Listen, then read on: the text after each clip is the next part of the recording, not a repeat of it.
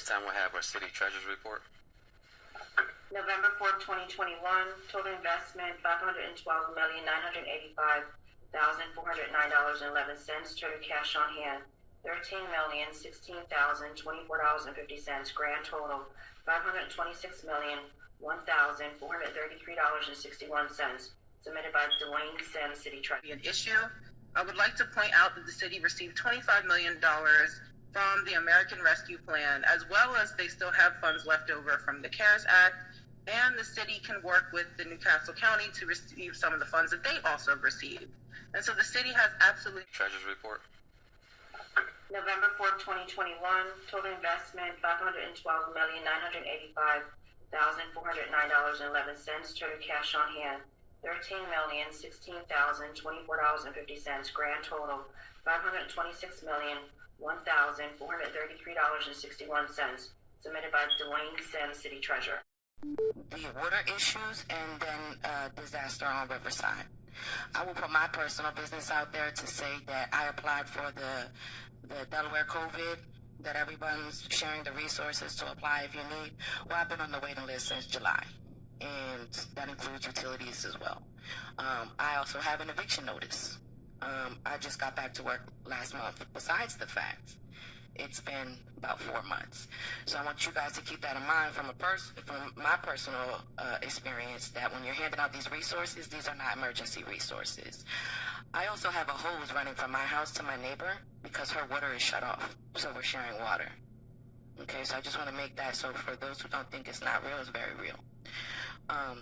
Furthermore, I have friends that are on Riverside who are still suffering from the disaster. I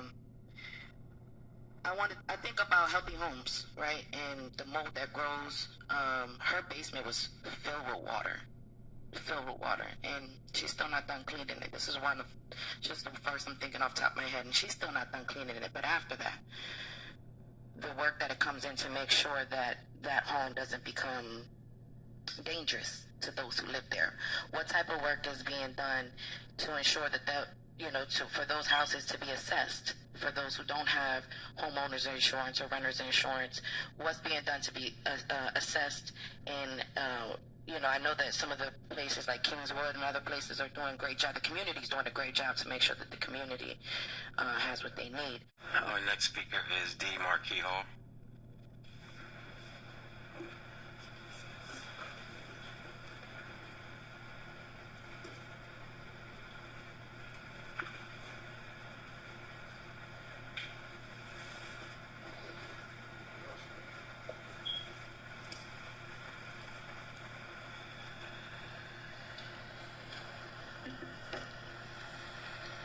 First of all, I want to say it's freezing in here. Yes, it is. This city has too much money to not be paying for heat. This city has too much money to allow people's water to be shut off because they can't pay one water bill. This city has too much money to be ticketing people again for 2-hour parking because they was out front of their house parked for longer than 2 hours. This city has too much money to allow people to go uncared for, unassisted when they've experienced disaster. November 2nd, hundreds of people in Riverside, small area, northeast Wilmington, not even in the projects, not even in Riverside, but on North Hill Street and on Vandiver, on Thatcher, on Governor Prince. Folks over there experienced great loss, injury, bodily harm, and weren't given any sort of recovery assistance, and still Delaware hasn't been declared a disaster area, and there's some untruths out there about Delaware being declared a disaster area. I guess Joe Biden got on TV and said something about Delaware is a disaster area. But if you go to disasterassistance.gov, you see states listed that can apply for $34,000 of relief that they don't have to worry about paying back. Those states include New York and Connecticut, our bordering states, Pennsylvania, New Jersey. Delaware is not included, and people were hurt.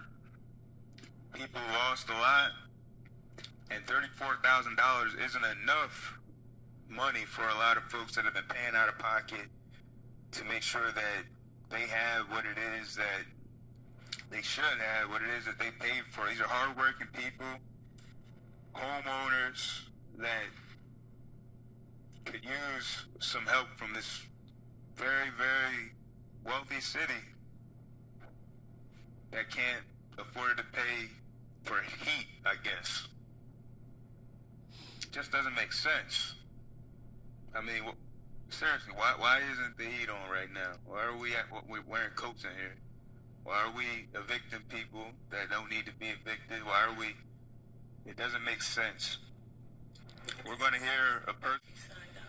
Yeah, Shekia Blake, may come forward, please. Please watch your step. She is next on the list. Shekia Blake. Hi, my name is Tashika Blake. I've been living in Wilmington for about 6 years now. I bought a house over on Hill Street. It was my first house. Was very excited about it. I went to school to be a nurse. I'm a nurse now, and I worked hard for my position. I worked hard for my home, and I don't understand why the only thing that's being offered to us is loans. Like, I'm paying out of my own money to pay for the things that I already bought. It doesn't make sense to me. And I want to know why we can't get the help that we need. I was already in debt. I was in debt before I went to school. I tried to better myself and make a better life for myself. And I did that. I was already suffering financially. My whole house was flooded. I was rescued from my second floor window. There's no help nowhere.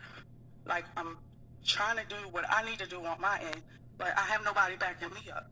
And I just feel like because of this city, I'm falling, and there's no help nowhere. I lost over $15,000 of belongings in my basement. I was rescued from my house. I got 2 ear infections. When the rescuers came to get me, I have hospital bills and no help from nowhere. I'm offered a loan that I have to pay back. And it's not fair to me, because why do I have to pay back what I already paid for, what I already worked hard for? And I don't understand that. And I really think that whomever need to stand up and represent this city, because it's not fair, because we're in a little black community, that we don't deserve what everybody else is getting. Marque Hill, they're taken care of. I worked hard for everything that I got. I lost my dad this year. I lost my sister. And I'm losing people in my family. And then my house gets flooded, and there's no help nowhere. No help nowhere, a loan to put me in more debt. It's not fair to the community. It's not fair. Thank you, Ms. Blake. She's not alone. There's hundreds of her out here that lost all kinds of things. And it seems like you people just pushing pins. You know, I don't get it. I don't understand what's going on here. Because, you know, we have these meetings. I mean, what do you just have these meetings for people just to talk? And you hear and just say, okay, all right, I heard you. Bye. And nothing happens? I mean, what's going on here? I mean, when you're the president, I mean, you have some kind of power to do something, to make a difference in people's lives. How you go home? How do you sleep when you hear these stories? I don't understand that. And again, I repeat, I look around this room and I see people in these positions that look just like me, of color, black. Black people are suffering out here in Wilmington. And I'm actually from New Jersey. I'm new to the community of Wilmington, Delaware. And I've been here for about... I am also from New Jersey. And I was here 2 weeks ago, Mr. President, and was told within 3 days I'd have answers to the questions I put before you 2 weeks ago. I have not received anything back. So I'm not going to leave the podium until I get answers to my questions, because once I leave, I have no leverage.